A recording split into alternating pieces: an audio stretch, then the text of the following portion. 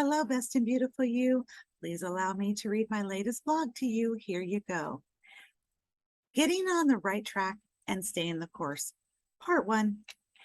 If you had one word or phrase to describe how your life has been over the past 10 years, what would you say? For example, in a June blog, I use the term roller coaster to help you visualize the steep highs and lows my life took as I struggled through jobs, marriage, and friendships. In the last blog, I introduced Central Christian Church and hinted at the impact this would have on my life. Now, you think this might be a straight line going in a positive direction. However, life rarely goes in a straight line, even if it's a positive turn for very long. Here's why. After that first time at Central Christian, I had other friends I found out who attended, and they invited me to go as well. And I did, but not weekly.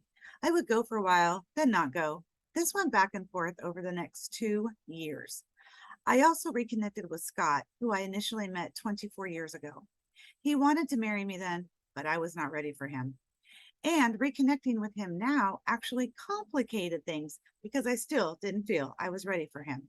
In fact, I tried to get rid of him by suggesting we go to church. The last thing I expected was for him to like it. Talk about a backfire. During this time, I also heard that Central Christian had a Mesa campus. Imagine my surprise when I found out how close it was to my hairdresser's house.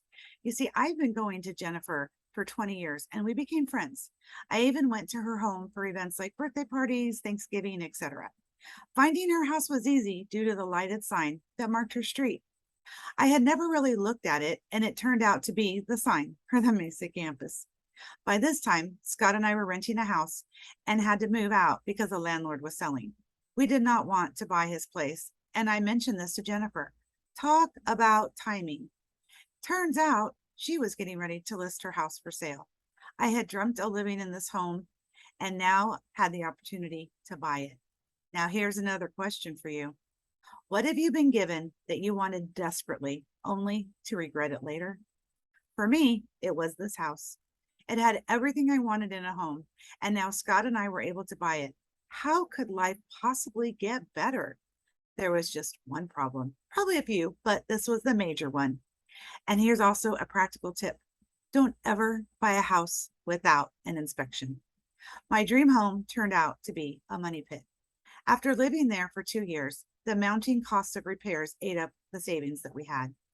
We requested a benevolence, and Central Christian did cover a month's worth of rent for us, but it was too big and it had too many problems.